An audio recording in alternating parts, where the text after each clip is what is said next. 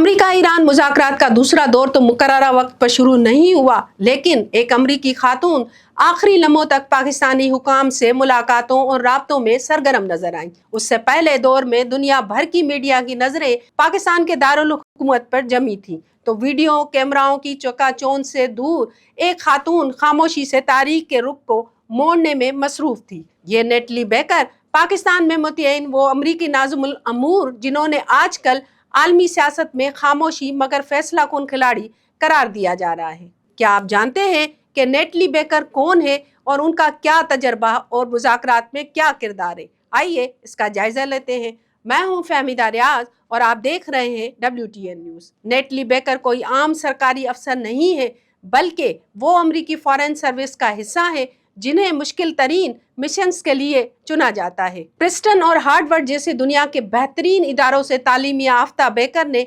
अपने कैरियर का ज़्यादातर हिस्सा मशरिक वस्ता और शुमाली अफ्रीका के तपते हुए रेगिस्तानों में गुजारा है। मुबसरीन के मुताबिक उनकी शख्सियत में वो तमाम खूबियाँ मौजूद हैं जो एक जदोजहद दौर के आला दर्जे के सिफारतकार में होनी चाहिए, यानी जहानत, खामोशी और ज़बानों पे हैरत अंगेज उबूर।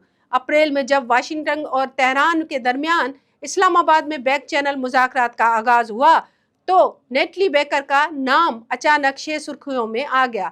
अगरचे वो बाकायदे सफ़ीर नहीं है, लेकिन जनवरी 2025 से वो पाकिस्तान में अमेरिका के सबसे सीनियर नुमाइंदा है। बेकर ने न सिर्फ अमरीकी वफ़द जिसमें नायब सदर JD वेंस शामिल थे उनकी मेज़बानी की, बल्कि पाकिस्तानी हुकूमत और सिक्योरिटी इदारों के साथ मिलकर उन मुज़ाकरात के लिए वो राह हमवार की जहां दहाइयों के दुश्मन आमने सामने बैठ सके।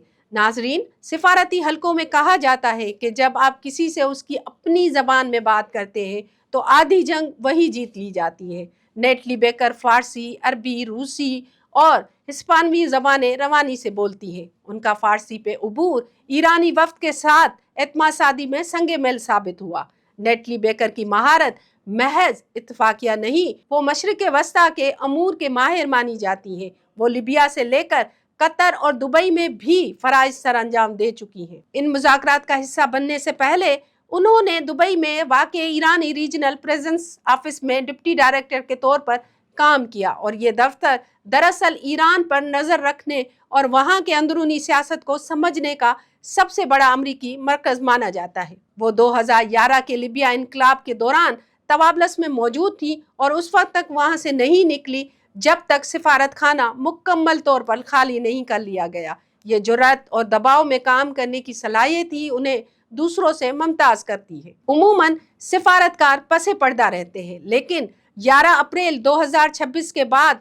नेटली बेकर की तस्वीर और वीडियो सोशल मीडिया पर वायरल हो गई। सार्फिन ने उन्हें सिफारती पुल करार दिया और उनकी सादगी मगर असर अंगेजी को सराहा। लोग ये जानकर हैरान रह गए कि इस्लामाबाद में मुकीम ये खातून न सिर्फ अमेरिका की नुमाइंदगी कर रही हैं, बल्कि वो ईरान के साथ बरसों से जारी तनाव को कम करने के लिए एक खामोश सहूलतकार का काम भी कर रही हैं। बेकर का असल इम्तिहान ये है कि वो एक तरफ पाकिस्तान के साथ अमेरिका के पेचीदा ताल्लुकात को संभाल रही हैं और दूसरी तरफ ईरान के साथ जारी हसास मुज़ाकरात में ट्रैफिक कंट्रोल का किरदार अदा कर रही हैं। 2026 के इन मुज़ाकरात में जहां एटमी प्रोग्राम और इलाकाई सलामती जैसे संगीन मौज़ूआत ज़ेर बहस हैं, वहाँ बेकर की मशावरत को व्हाइट हाउस में इंतहाई अहमियत दी जाती है। इन मुज़ाकरात से पहले उन्हें सिंध में मोइंजोदड़ो से लेकर उमरकोट के किले की सैर व तफरी करते हुए देखा गया था, जिससे अंदाज़ा लगाया जाता है कि वो साफ डिप्लोमेसी और कल्चर राब्तों में सरमायाकारी में दिलचस्पी रखती है।